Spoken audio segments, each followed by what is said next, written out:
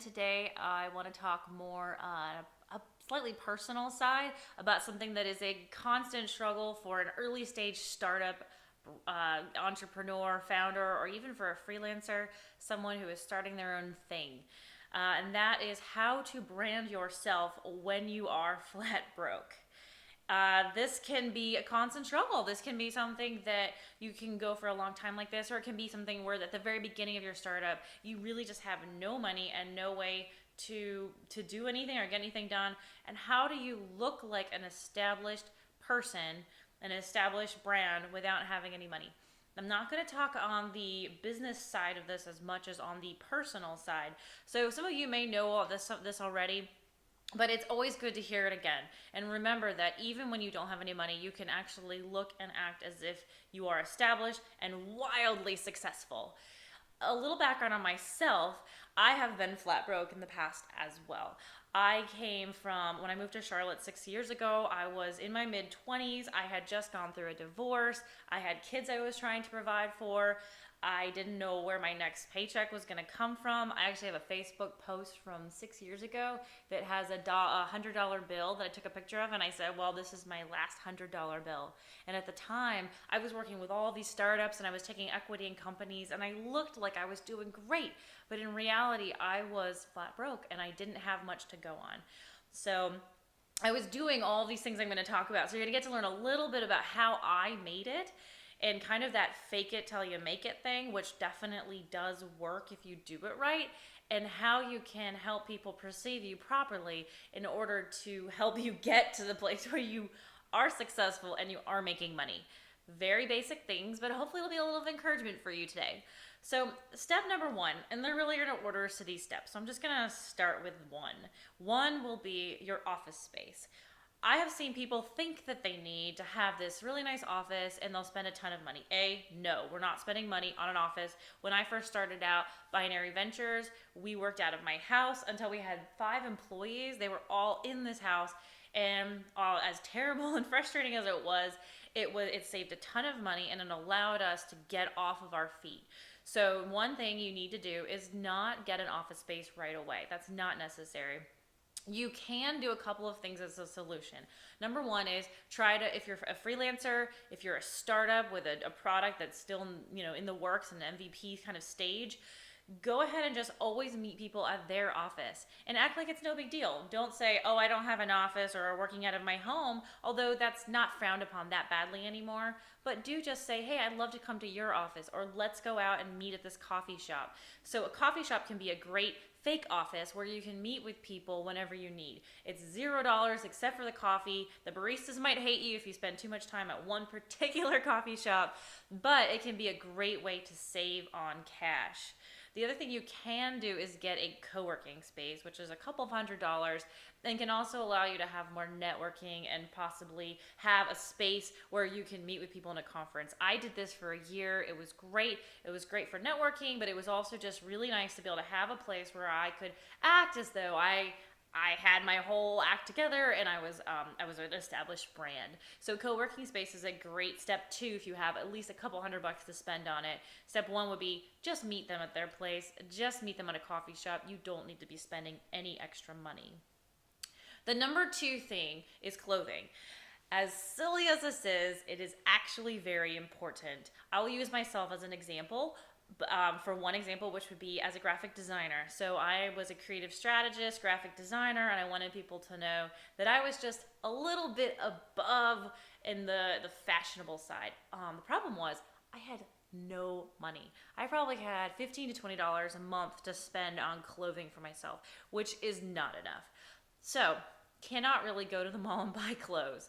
What I did was I was very strategic about what I purchased, and I'm actually wearing this today because this was this really nice outfit that I bought. There was a nice dress.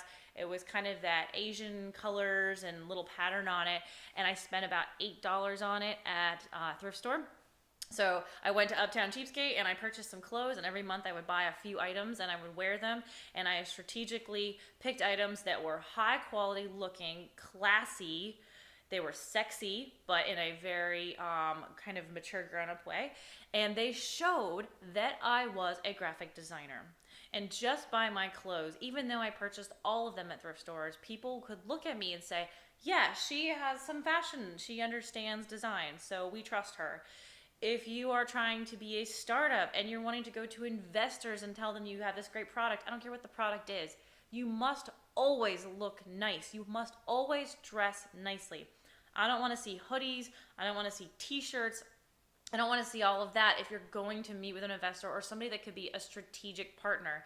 They want to think of you as someone they can put in front of important people and decision makers and sales meetings and all of that. So you need to dress nice. But the key to this is just go to a thrift store. Start at the thrift store, see what you can find. There's always good stuff there. I loved Uptown Cheapskate. It's for kind of younger audience, but they tend to have better brands, and I could spend very, very little money and get all of the clothes that I needed. So clothing is important, but shop at thrift stores, and it's okay to swallow your pride and shop at a thrift store. Number 3, a little bit of a silly one. Again, I guess they're all kind of silly, but when you put them all together, they're very important. Number 3 is car. So your transportation can make you look more or less like you have your act together. When I first started out in Charlotte, like I said, I had $100. I had this old crappy car, and every single time I went to start the car up after a meeting, I would have to open the hood and get in there and kind of twist the battery back on to get it to start. This basically, the battery was always unhooking whenever I'd park, even sometimes when I stopped at a stoplight. So you can imagine I would be dressed in my nice dress, and I would go out, open the hood, and jumpstart my car. The trick to this was, first, swallow your pride and continue driving your crappy car until you can afford a better one. And number 2, park far away so that no one knows what car you're driving. It sounds dumb, but it actually worked great. No one knew what car I was driving. They just figured I was driving that really nice Prius over there, and instead I was driving this old Honda, like a 20-year-old Honda, and I would park it far, far away.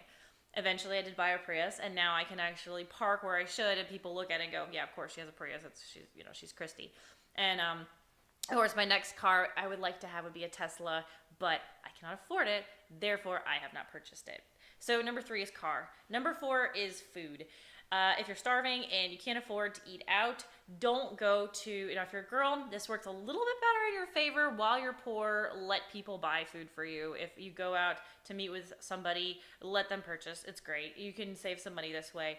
But if you're not a girl or you want to be able to buy the meal, then the recommendation I have is don't eat meat for lunch or dinner as much as meeting for coffee. If you're super poor, get yourself a $1 cup of coffee and sit there. Don't look like a douche and don't order anything, but just order the cheapest thing on the menu and eat it, drink it, whatever, in front of the person who's eating and act like everything's cool.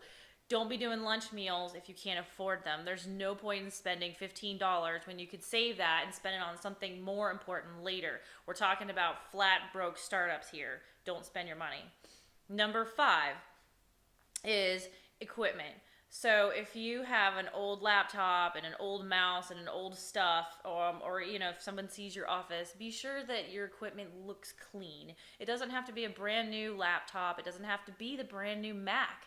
But you don't want to have like 100 stickers on it that are like old and gross. Try to make your stuff look nice. Try to make your desk look clean. If they do come and see your desk at a co-working space, look like you're clean. This goes a little bit away from the flat broke thing, but at the same time, if you look clean cut, you don't have to have the nicest equipment.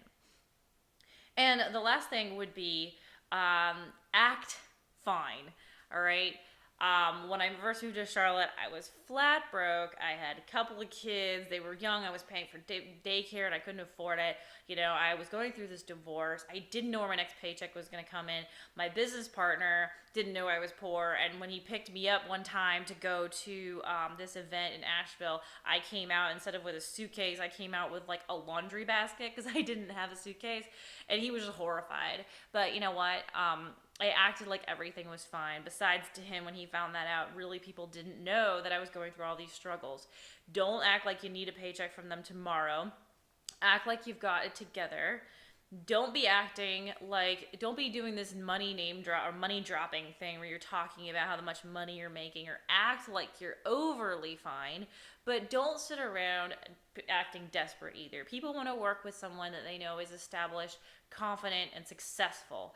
The idea that you are successful helps them understand that they want to pay you to be even to be successful the way you are. It's kind of a silly thing where we all really want to be successful like the other people, but if you're acting like you're poor, you're desperate and needy, they're going to feel like they are just doing you a favor, and they're not really getting that thing that they want from you. You're not the professional, so you need to act like the professional and that everything is fine. If you're desperate and you really need money right away, you can do discounts for people where you talk to them and say, hey, I'm going to be really busy in 2 weeks, so if you work on this with me this week, I'll give you a discount on it because I'll have more time to work on it. Things like that. So in reality, being a new startup does involve a lot of being flat broke, and it can really suck. But people don't need to know it, and these are the things that you can do. Just keep your office, don't get an office, get a co-working space, or meet them at their place. That is fine.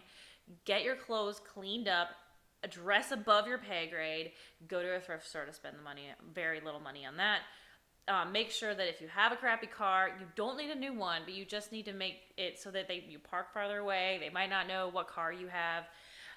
You don't need to eat lunch with them if you don't have the money. Make sure you just buy a cup of coffee and do coffee dates rather than lunch dates.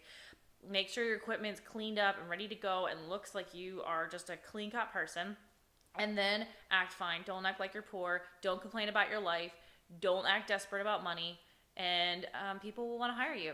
So I hope this video helps. Best of luck to you. We've all been there, and you can keep going, and eventually you'll be able to buy that Prius and get that office space and get those things you want and buy those designer clothing, and all that will come. But start small, be humble, and people will love you for it. Best of luck.